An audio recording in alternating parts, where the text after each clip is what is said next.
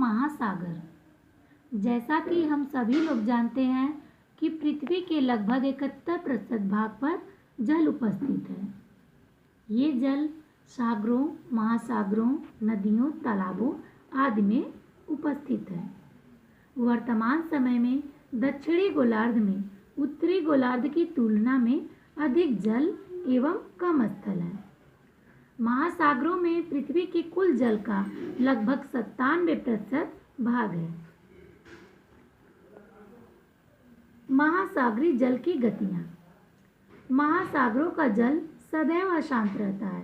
इस जल में 3 प्रकार की गतियाँ होती हैं: लहरें, ज्वार भाटे एवं धाराएं। अब इनको हम विस्तार से समझेंगे। लहरें क्या होती हैं? महासागरों के जल में जो तरंगे या लहरें उठती हैं वो पवन के झोंकों से उत्पन्न होती हैं। सागरीय लहरों की लंबाई जो होती है, लंबाई और ऊंचाई पवन की गति पर निर्भर होती हैं। तीव्र पवनों से ऊंची तरंगे पैदा होती हैं और तूफानों के दौरान ये लहरें तीव्र तथा ऊंची हो जाती हैं। इसके बाद हम ज्वार भाटा पढ़ेंगे।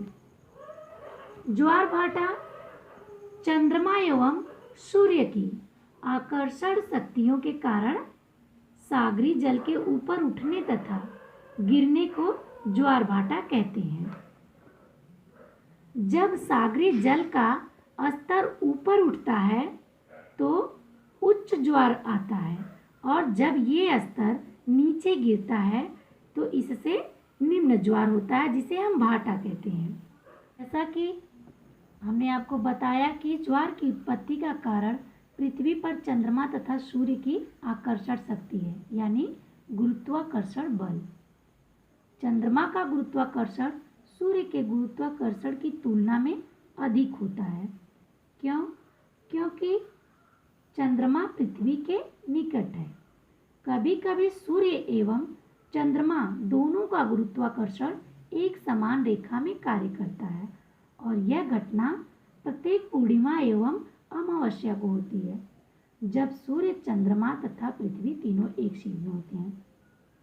जैसा कि इस चित्र में दर्शाया गया है कि जब सूर्य, चंद्रमा और पृथ्वी तीनों एक सीध में होते हैं तो पूर्णिमा या अमावस्या के दिन सागरों में सामान्य रूप से अधिक ऊंचा ज्वार उठता है और इसी प्रकार निम्न ज्वार यानी भाटा भी सामान्य से नीचा होता है और ऐसे ज्वार को हम बृहद ज्वार कहते हैं। इसके ठीक विपरीत जब सूर्य, पृथ्वी तथा चंद्रमा तीनों समकोणीय स्थिति में होते हैं तब उच्च ज्वार सामान्य से कम ऊंचे होते हैं। इसका कारण यह है कि सूर्य तथा चंद्रमा की आकर्षण शक्ति बढ़ जाती है और ऐसे ज्वार को हम लघु ज्वार कहते हैं। कि ज्वार भाटा हमारे लिए किस प्रकार से उपयोगी है?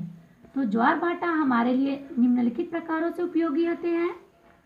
उच्च ज्वारों के दौरान जल स्तर में वृद्धि होने से बड़े जहाजों को बंदरगाह में प्रवेश करने एवं बाहर निकलने में सहायता मिलती है। गुजरात के कांदला बंदरगाह एवं पश्चिम बंगाल में डायमंड बंदरगाह ऐसे ज्वारों पर ही निर्भर हैं। उच्च ज्वारों के दौरान जल नदी के मुहानों में चला जाता है। इससे कोलकाता, हैम्बर्ग, लंदन, रोटरडैम एवं न्यूयॉर्क जैसे नदी के बंदरगाह में बड़े जहाज़ों की आवागमन की सुविधा मिलती है और उच्च ज्वारों का जल मुख्यतः बांधों में संग्रहित किया जा सकता है तथा इसका प्रयोग जल विद्युत ऊर्जा उत्पादन में किया जा सकता है। अब हम महासागरीय धाराओं के बारे में पढ़ेंगे। महासागरीय धाराएं क्या होती हैं?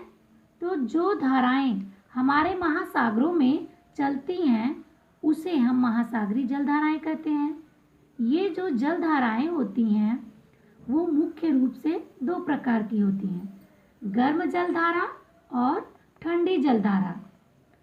लेकिन ये जलधाराएं गर्म क्यों होती हैं और ठंडी क्यों होती हैं?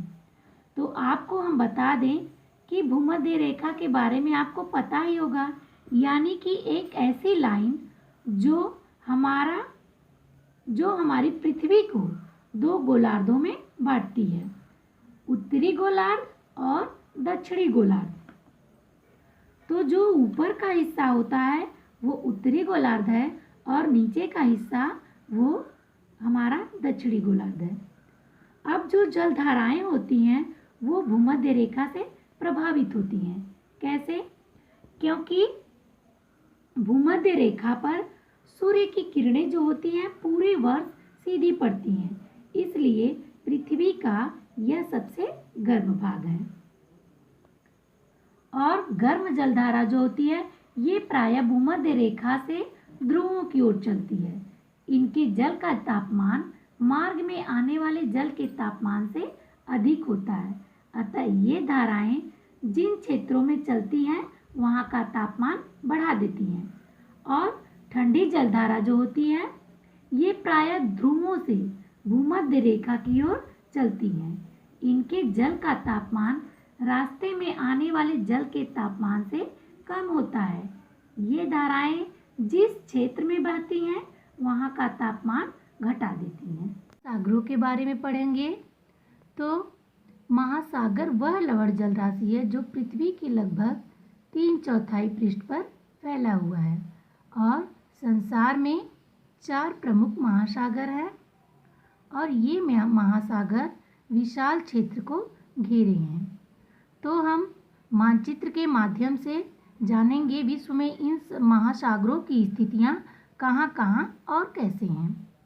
तो देखिए, सबसे ऊपर है हमारा आर्कटिक महासागर और दाहिने और बाएं दोनों साइड हमारा प्रशांत महासागर है। तो जैसा कि आप लोग जानते हैं कि पृथ्वी गोल है, तो अगर आप दोनों सिरों को जोड़ देते हैं तो ये प्रशांत महासागर दोनों एक ही होगा।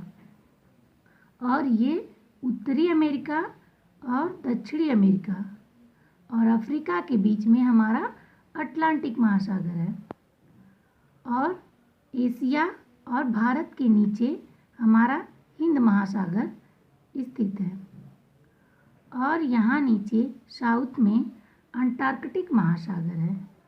तो नक्शे में महासागरों की स्थिति ऐसी है। आइए हम इन्हें विस्तार से जानें। हमारा सबसे विशाल महासागर, सबसे बड़ा महासागर प्रशांत महासागर है और इसका आकार लगभग त्रिभुजाकार है।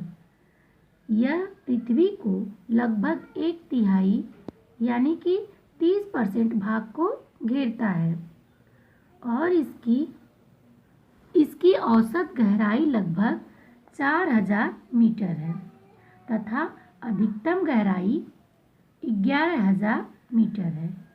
इसमें सभी महासागरों का 50% से भी अधिक पानी है। अटलांटिक महासागर यह साकार का महासागर है।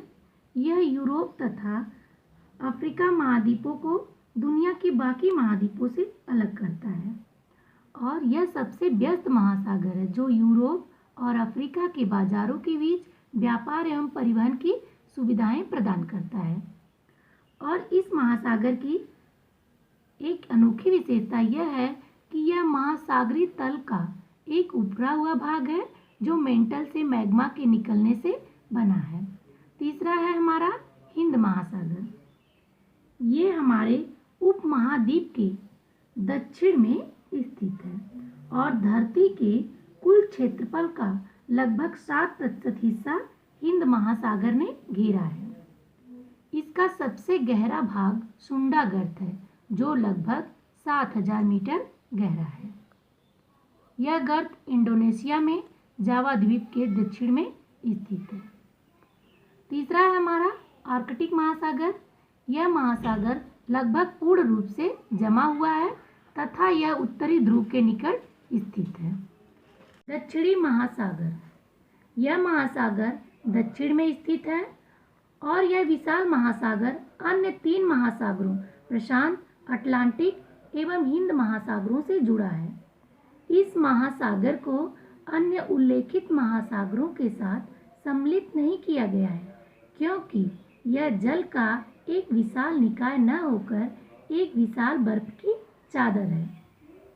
यह भी वर्ष के अधिकांश समय बर्फ से जमा रहता है, अतः इस महासागर के द्वारा व्यापार एवं यात्रा नहीं होती है। अब तक हमने महासागरों के बारे में पढ़ा। अब महासागरों की लवणता के बारे में जानेंगे। लवणता मतलब होता है खारापन।